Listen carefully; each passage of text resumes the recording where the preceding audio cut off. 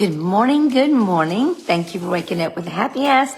We come together to grow in mind, body, and spirit so we can in turn go out and make the world a brighter and sweeter place to live for ourselves and for others.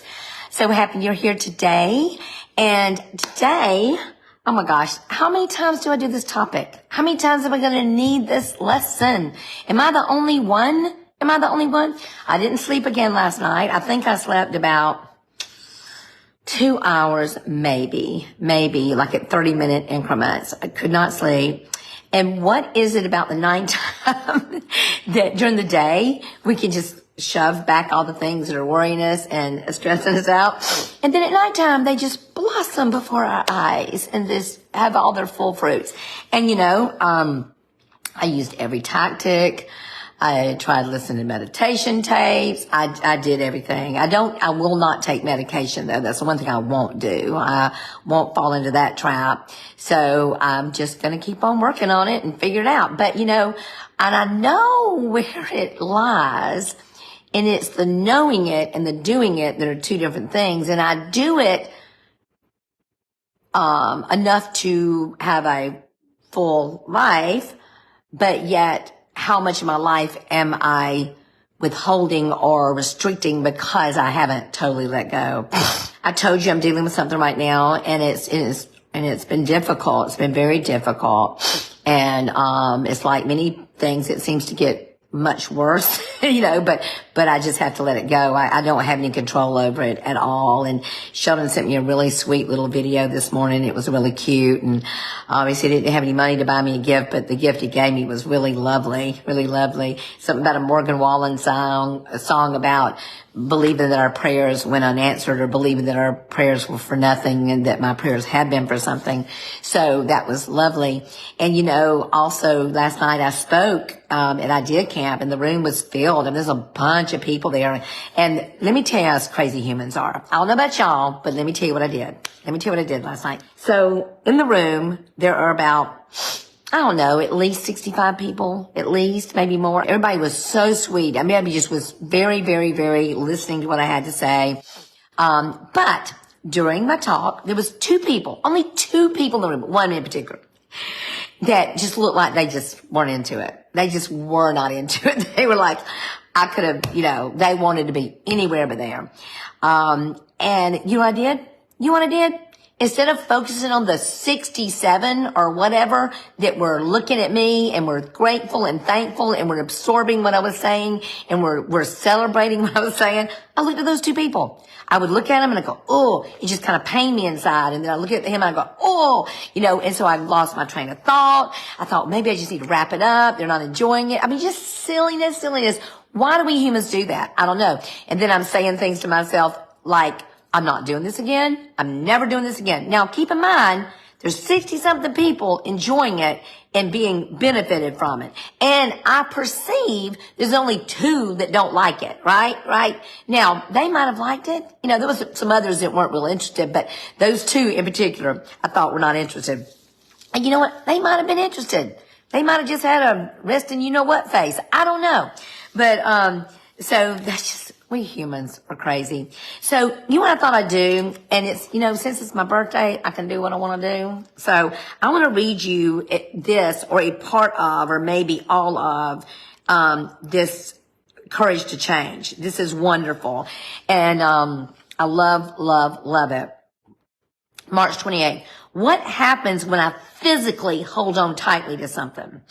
I turn my head away. I squeeze my eyes shut. My knuckles ache as my fists clench. Fingernails bite into my palms. I exhaust myself. I hurt.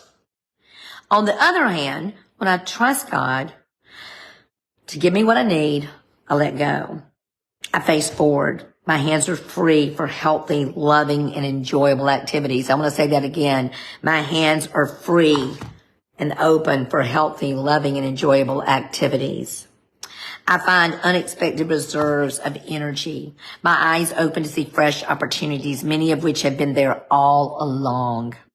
Before I complain about my suffering, I might do well to examine myself. I may be surprised by the amount of pain I can release by simply letting go. How much can God give me if I am not open to receive? When I hold on to a problem, a fear, or a resentment, I shut myself off to the help that is available to me. I will loosen my grip on something today. I will let go and let God. Y'all, right now, like I said, I'm walking through something that is breaking my heart. I'm struggling like I've never struggled in my life, and I'm 65, and I thought this day would be a different day.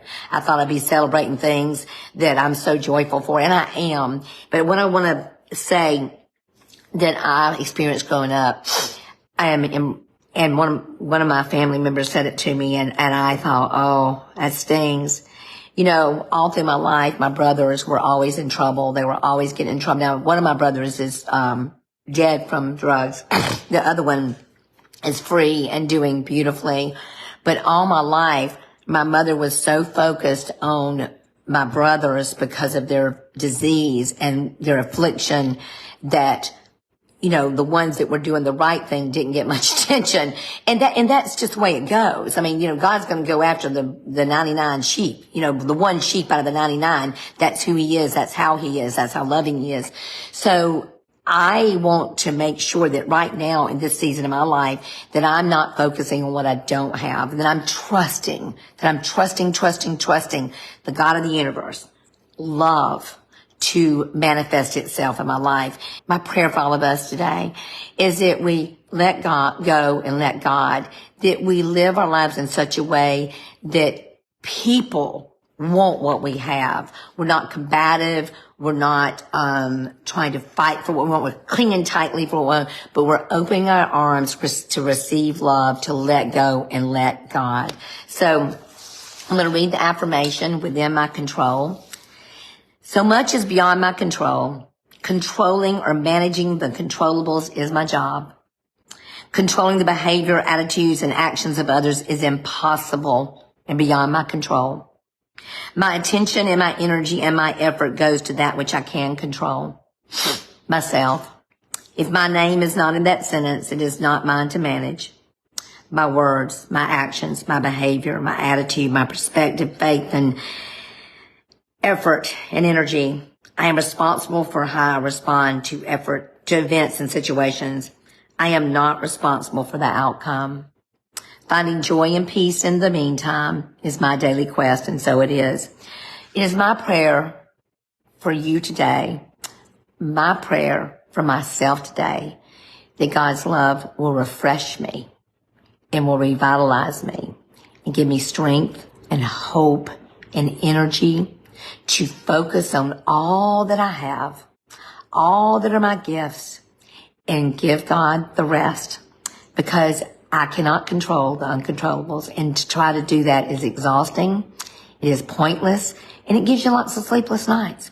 I love you so much. I hope just the love I have for you pours out to you, and you feel it, and you take it out into a world that needs you, that needs your love. Be sweet, y'all. Bye.